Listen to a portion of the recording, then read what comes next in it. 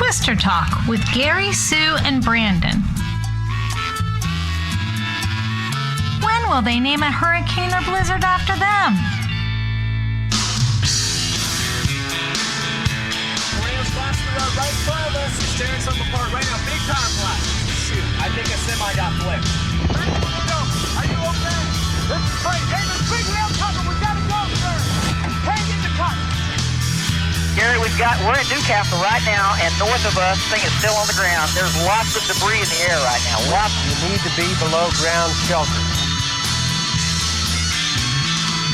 I hate Oklahoma. I just have one question. They're chasing tornadoes, but he's worried about getting in the car because hail's coming.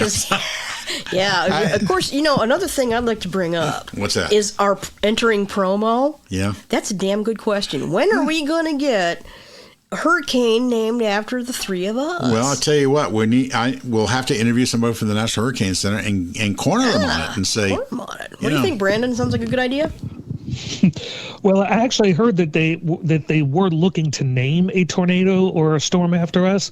Unfortunately, Titanic was already taken. Oh, stop it! Boom. It's Twister Talk. I'm Gary. I'm Sue. And I'm Brandon. And we'll regret that for the rest of our lives. But anyhow, that's okay. But tonight we're going to talk about kind of a serious, crazy subject. And one I thought, honestly, I never thought we'd be doing a show on. No, it's kind of a weird. It's like, what the hell? It is what is called, and I've actually seen it called this, the EF5 drought. Yes, EF5 tornadoes have pretty much disappeared from the scene weather-wise. The last EF5 tornado was back in 2013, El Reno. So it's been that long. It's been that long since we've had that violent a tornado. We're going to talk about that because something is not jibing. We've been doing some reading and everything, and other people have been saying the same thing. Something's not jibing about this. So we want to talk a little bit about this, and we're going to delve into some of the things and our own thoughts about why this may be happening.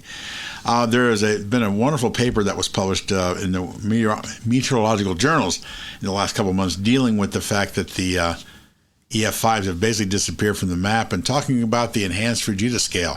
Now, for those of you who may not know what the Fujita scale is, Ted Fujita. Why are you listening? That's right. If that is the case. You're going to learn something.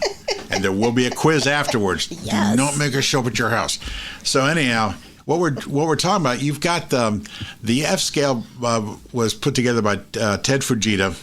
He was a great boy. This guy knew about everything about storms, and if he didn't know something, it really wasn't worth knowing, almost. But the F scale came out in 1971, and basically it rated tornadoes on the degree of destruction. An F0 tornado might, knock a couple twigs off, or maybe stir the leaves up, or might do some shingle damage. And of course, in an F5, you might as well get ready to move because your house is gone. And so that was how they looked at it, and everything in between. And we talked about the fact that F4s and F5s are a small minority of tornadoes.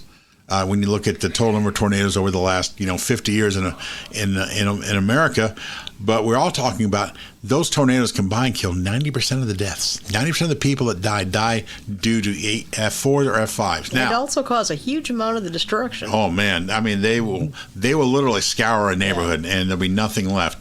Now, it's interesting to point out that.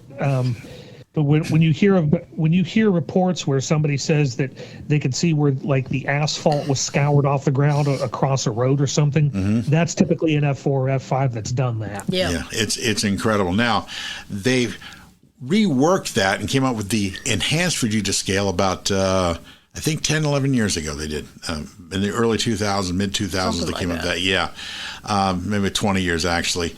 But there's been some talk lately about the enhanced Fujita scale and the lack of what they call violent tornadoes like EF5s, where they've gone, and we're seeing now that they're talking about redoing parts of the enhanced Fujita scale, and even pulling back more about what would constitute an EF5 tornado. Yeah, and it might be a good place to point out that the EF scale and the F scale, neither one of them are based on wind speed, Right. although both Fujita and the people who did the enhanced Fujita scale, they do include wind speeds in there. Right. So a lot of people assume that wind speed equals F whatever. Yeah. The thing is, they are both based on damage observed. Right. And one of the reasons they did the EF scale is because they have been able to experiment and study and even simulate tornado damage, so they have a better idea now of Right. how much energy it actually takes. Right. So basically, that's where we're at today. Now, usually in the last so many years, we've had the tornadoes. The highest we've had as a ranking is an EF4, and that's been since 2013. And there's been some pretty violent storms and tornadoes in that. But the fact is that people are asking, we see video, drone footage of houses completely gone, or video footage like Sue was talking about. Sue, that what you said was very interesting about, you're seeing SUVs in the air. Yeah, I mean, there's the famous film from the Rolling Fork, Mississippi tornado last year that basically shows one and possibly two cars several hundred feet above the ground orbiting a tornado. And like I was telling Gary, these days your average car is a lot bigger than it used to be, and it's probably between 3,000 and 4,000 pounds. So how much wind it takes to lift a vehicle like that literally boggles the mind. But that tornado was rated an EF4. Right.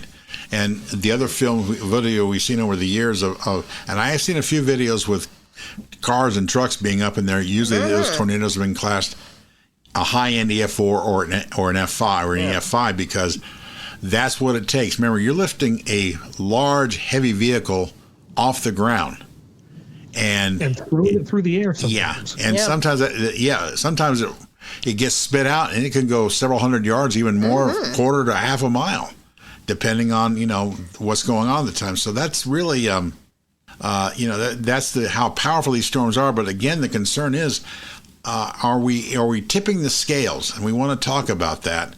We have all these engineering studies, and they've done a great job, coming up, especially Lubbock, the University of Texas Tech, in Lubbock. They've done a great job in doing experiments and working on what happens in They these were storms. pretty much the first people to have a tornado cannon, weren't they? Yep, they had the tornado cannon, which would fire away, and basically they would shoot 2x4s at stuff and find out what worked and what didn't work. So they're talking about maybe some of the tornadoes that they were rated F5 or EF5 have been overrated, and there's been a lot of controversy, a lot of discussion.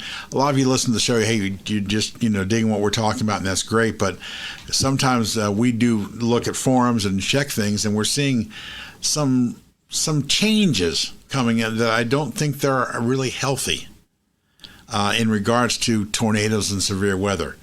Sometimes we get so fixated on the evidence, so to speak. Well, this is what happened, that's what happened, that we miss the bigger picture, Sue, of these huge monstrous funnels and these long-lived supercells that are silly and just keep putting down one tornado after another.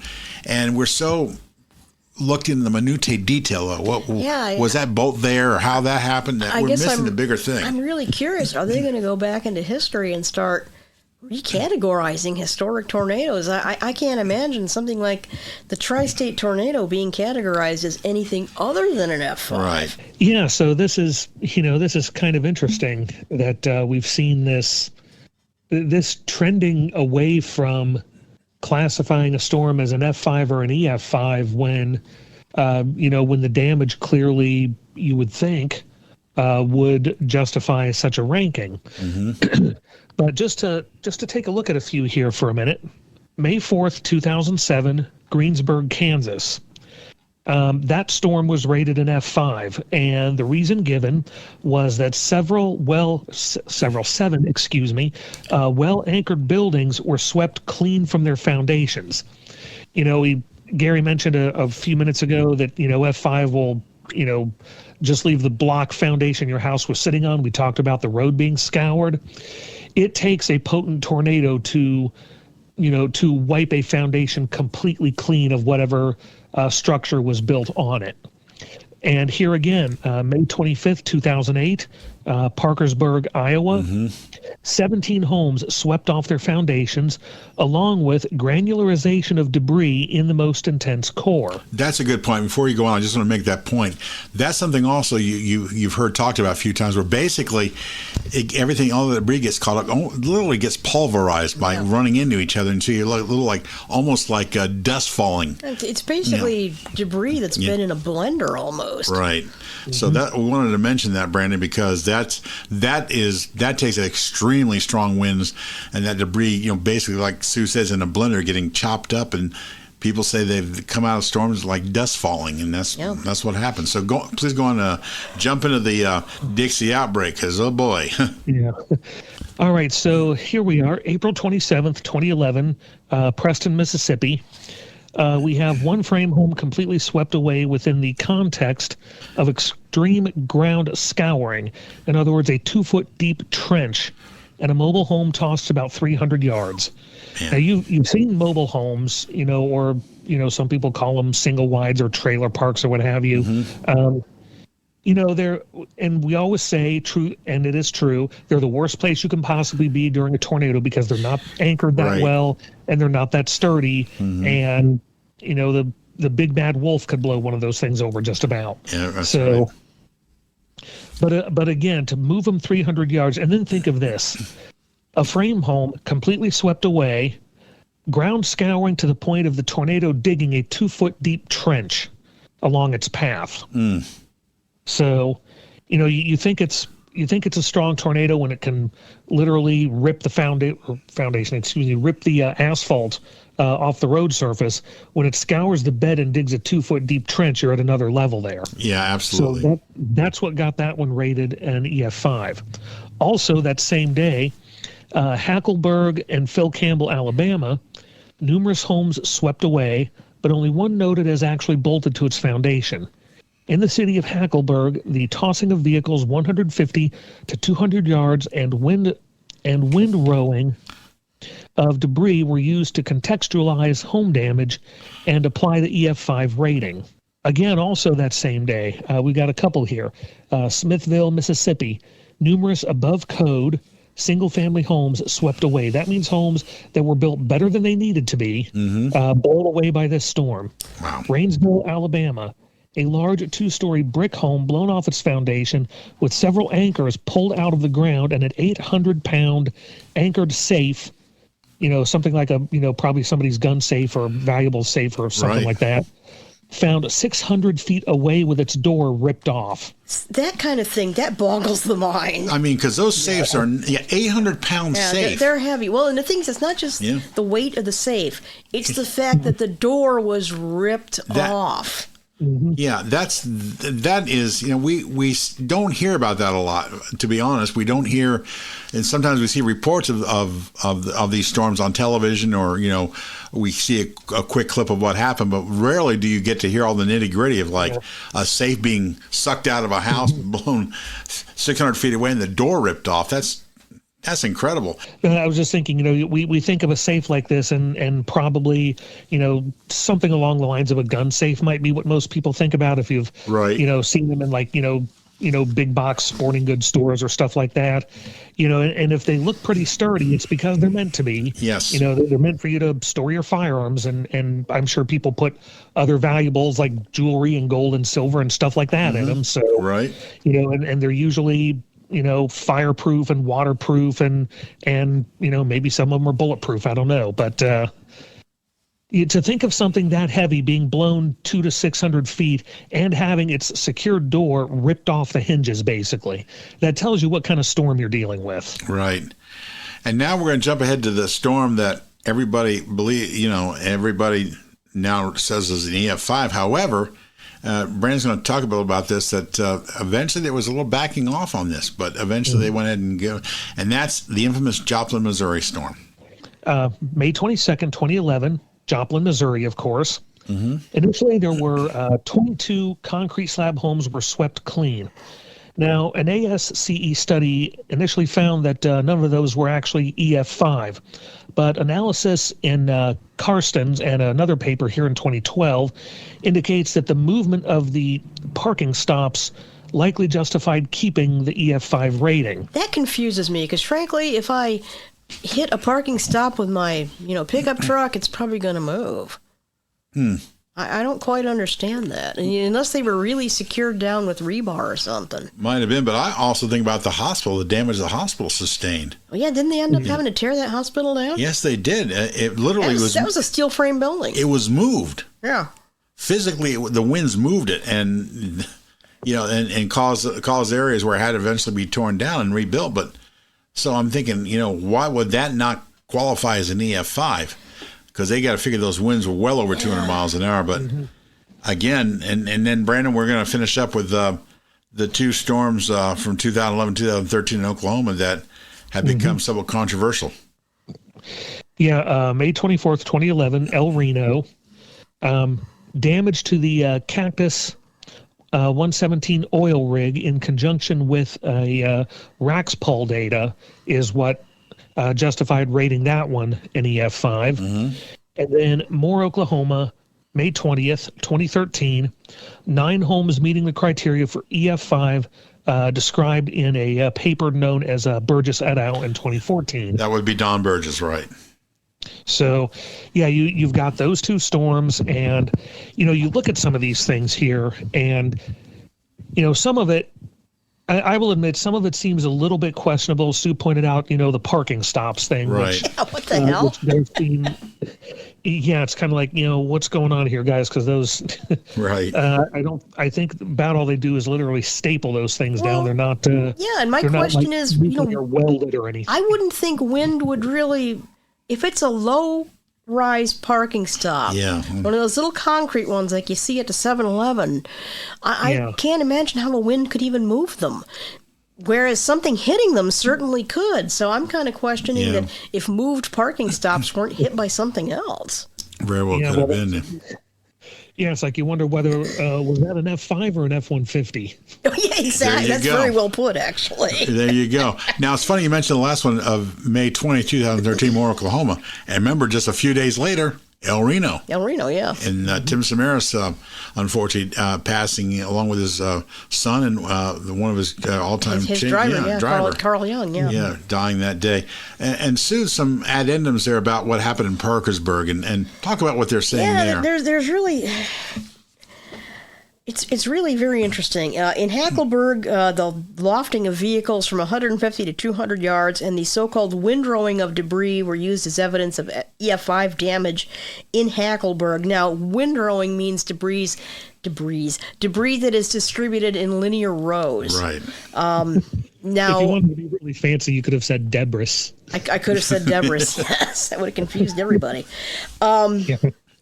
What's kind of interesting about this is that only one home was explicitly noted to have been anchored to its foundation. And that is one of the reasons they kind of thought about backing off an EF5 rating on that one. At Parkersburg, Marshall, and this is Tim Marshall, who is not only a chaser, he's also an engineer, and he does a lot of storm assessments. Yep. He explicitly noted that the homes being swept away were insufficient to apply the EF5 rating, but that the rating was applied based on a combination of home damage and extreme granularization of debris and ground scouring, as we mentioned earlier. And this is what I find kind of fascinating.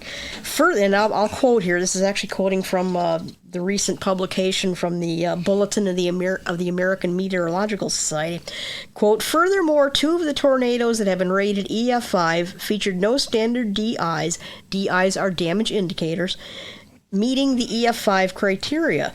While an initial survey of the Joplin, Missouri tornado of 22 May 2011 did identify 22 homes as having received EF5 damage, and that survey was done by Tim Marshall, an analysis performed by the American Society of Civil Engineers determined that none of those homes required EF5 wind speeds to account for the damage they received. However, Karsten's et al.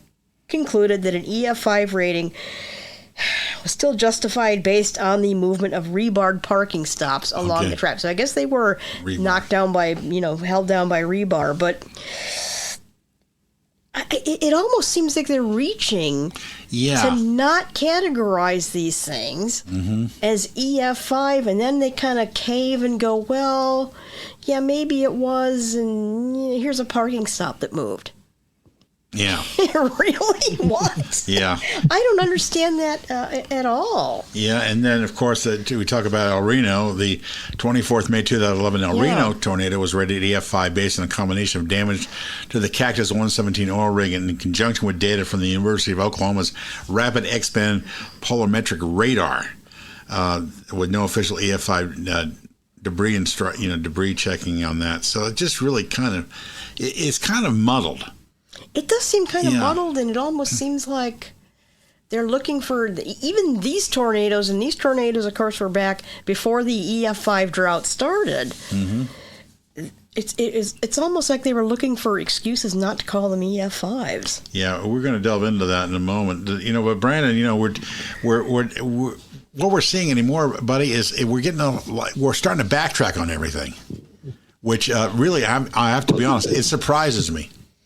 But more we're reading in the last few months that they are stepping back from a lot of things, saying, well, this is not what we thought it was, and kind of strange.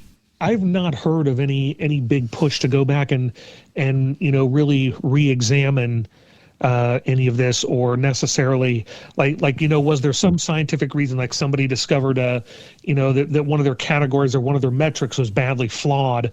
And so now they're, going back and just rechecking their work. Mm-hmm. So I haven't heard of anything like that. I don't know if either of you have heard of any of that. No, I haven't, but I guess I would just be suspicious that eventually they would want to do that. Because I haven't heard or seen anything to indicate that that's the case. What's going on here? So right.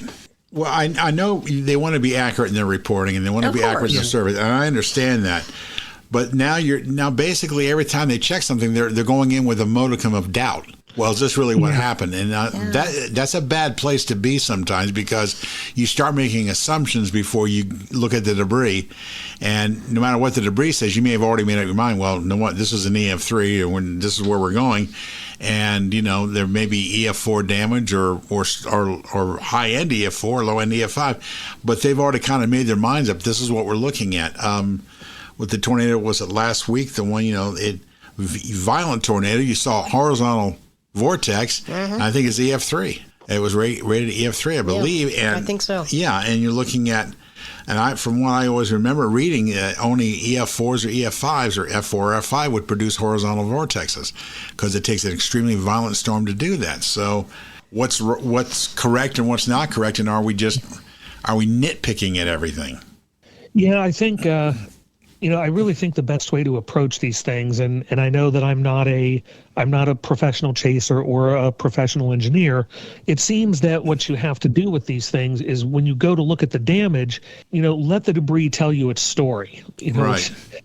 Sounds a little bit pithy and philosophical, but all it really is just observe and take in what's around you, and let what you're observing and seeing point you in the right direction. You should let the evidence speak to what's going on. We want to drop down a little bit, because there's another table about some of these storms and everything, and that was also, again, some of the tornadoes of the Dixie outbreak of April 27, 2011. These are ones that, interestingly enough, they call EF5 candidates. Yes. So, Brandon, talk a little bit about that, because it's kind of interesting, because the deviations of the wind speed is just minute, really. Go ahead and share about those. Yeah, so let's take a look at this here. And this is a list of all tornadoes in the EF scale era, rated EF4, with final maximum wind gust estimates of between 190 to 200 miles per hour. So let's take a quick look at these. Let's see, of course, April 27th, 2011, Cullman, Alabama, 190 miles per hour. The same for... is this Pisgah? Yeah, Pisgah, Alabama, Tuscaloosa, Alabama, New Harmony, Tennessee, and Appleton, Tennessee also. Right. Mm-hmm.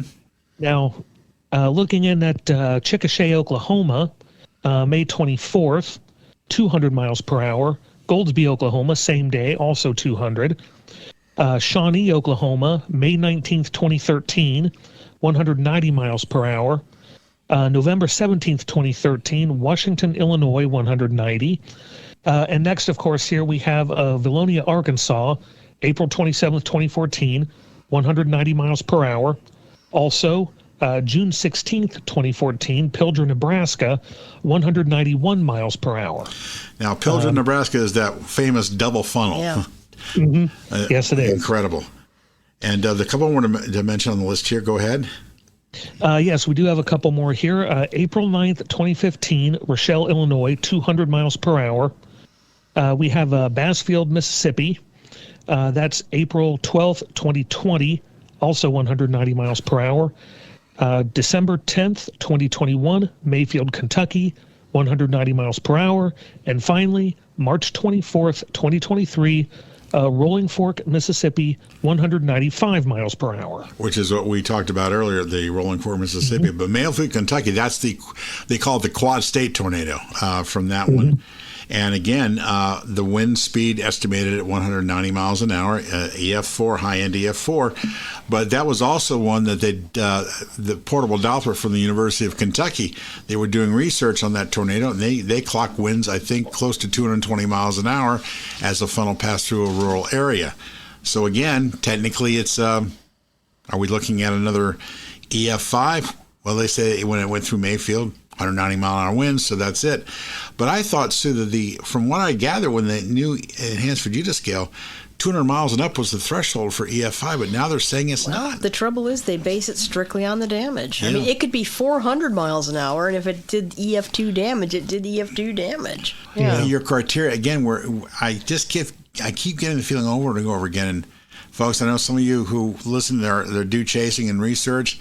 I sometimes think you're nitpicking, or we are nitpicking at things that we're just looking for. Well, we go on our minds map. This is not going to be this category, and it sounds like it. And if I'm wrong, I apologize. But Sue, I get the feeling, and Brandon, they're like looking for reasons not to classify. That's what strikes me. Especially in the case of Joplin, where they basically based it on parking stops. Yeah. It's like, what? I mean, that was a horrendous tornado that killed a number of people, caused an unbelievable amount of damage. And, well, maybe it's really not an F5, but look, it moved a parking stop. Seriously? It moved a parking stop? Well, that's fantastic. Thank you. Yeah. Thank you for saving it for the world of EF5s. That's amazing.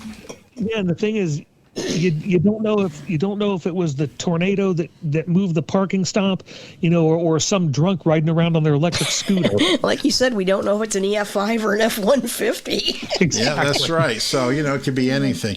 It could be the tornado slammed an F-150 into that and got it. Yeah, easily. Yes. And if you've seen any of the things over the years about what happened in Joplin, any video or anything like that about Joplin, or the new Netflix special, right? And we'll be talking about that in another program. But even after it happened, I mean, the hospital literally had moved the foundation of the hospital. The winds moved steel frame building. Yeah, it moved it. That takes winds that you can't conceive of. I mean, you're well over 200 miles an hour to do that. Again, I think about the Gwen, Alabama tornado of 1974, the super outbreak. It uprooted trees in that national forest that were 20 to 30 feet deep root systems. It pulled them out of the ground and turned them over. And they were saying that winds had to be at least 250 miles an hour to do that.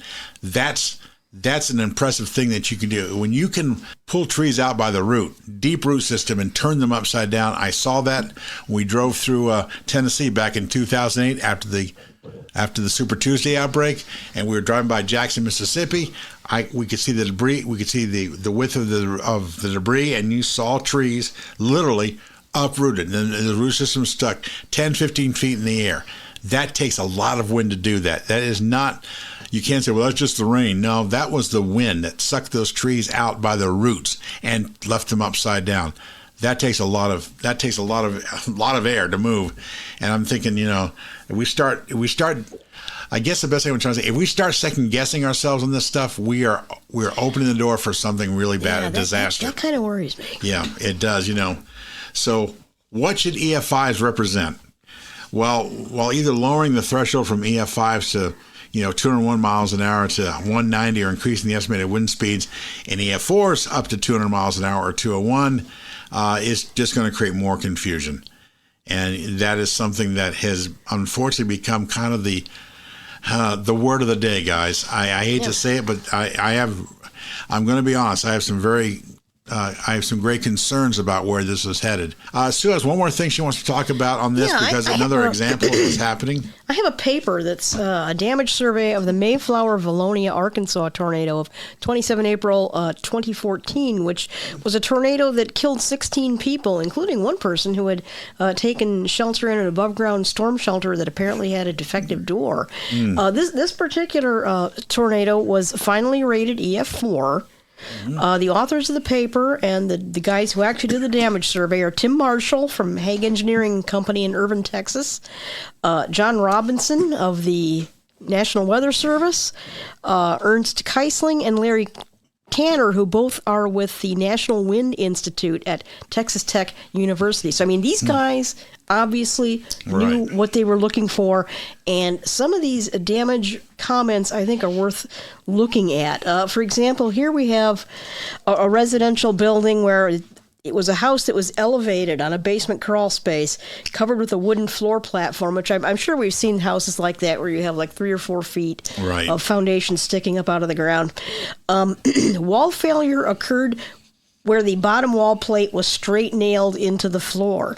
As soon as the roof was removed, the wall simply fell over, pulling the straight nailed connections from the floor. Damage to the house is rated EF2. Now, of course, if we were just glance at a picture of that, we might go, oh, EF3 damage. Yeah, right. But when you just have a wall that just collapses when the roof comes off, that's not EF2 damage. Now, here's some damage that they thought might have been EF5, but they took another look at it. The tornado destroyed 3 homes along Deer Drive, including one home that was swept clean. Now, usually swept clean means F5 damage. Here's an absolutely damning thing, which I hope the people went after the folks who built the house, because he writes, steel anchor bolts were meant to fasten the wall bottom plates to the slab. However, the bolts did not have nuts or washers. Since the home was not anchored, it was rated EF3 instead of EF5. Also, vehicles adjacent to the home did not move, but did sustain window and body damage from wind-borne debris, which, well, see, there you go. Again, if you had looked at the picture of the damage, you might have gone EF5, but if you don't put if you don't put nuts on your anchor bolts, they're not going to hold your house down. You're going to it's going to be like Wizard of Oz time. So they never even bothered. It's definitely nuts not to anchor your house. It is nuts not to anchor your house. You're absolutely right. Yep. Because that's really quite ridiculous. That's incredible. Here's another good one. Many homes. Here's where it went. The tornado then went through a area of newer, expensive houses. This community was comprised of upscale 1- and 2-story wood-framed homes on large lots. Houses were constructed on concrete slab foundations or split-level concrete wall foundations. These newer and larger homes had basic foundation attachment issues which prevented a rating of EF5 damage. Many homes had wall bottom plates attached with cut nails around the slab perimeters instead of anchor bolts. The plates either pulled through the nails, leaving the nails in the slabs, or were removed along with the plates. Some homes did have wall bottom plates properly bolted to the slabs with nuts and washers, but failed where studs were nailed to the plates. Ouch. It's just, and there's pictures, and this is one of those reports that's worth looking at just because of the pictures, because Tim Marshall and his colleagues have before and after photographs, because Google Street View is great for that. And there are houses here that really do look like they would be F4, F5 damage, and basically some were F4, but a lot of them were not because of the poor construction of these houses. I'm thinking, though, let's say you're paying $150 or $200 or even $250,000 for a house, and you realize, we didn't do it right. We didn't finish everything. We just signed off on it and said we did it, and we didn't. Can you imagine? Anyway. Now, anybody who knows a house inspector who does new houses, you will hear horror stories. Yeah. this is pretty funny. There were several single and double wide mobile homes that were destroyed by the tornado and were assigned a maximum EF2 damage rating. This is kind of interesting. Now, this I did not know. The enhanced Fujita scale is based on what they call DIs, or damage indicators. Now, he writes here, quote, several cars were rolled and flipped by wind forces as well as battered by windborne debris. And he has a photograph here of some kind of a vehicle, I can't tell you what it is, that literally has been compressed to maybe a third of its original length and maybe half of its original height. And he writes, several cars were rolled and flipped by wind forces as well as battered by windborne debris. Vehicles are not listed as a DI, due in part to variations in size, weight, and orientation to the wind. This car is and I don't even know if it's a car. It could be a truck. I think it's a car, judging by the tires. It is absolutely demolished. But it astonishes me that they apparently have not looked into using cars as damage indicators. It just seems very strange to me. The tornado destroyed several businesses across Main Street in Valonia, including a large isolated retail building. This building was a steel frame structure with perimeter walls built on a CMU, that's a concrete reinforced, I think. Right, yes. Stem wall foundation capped with a concrete slab. As the tornado passed, north and south walls fell to the south, while east and west walls fell to the east. Foundation rebar pulled out of the grouted cells, and the walls failed along horizontal joints aligned with the top of the slab.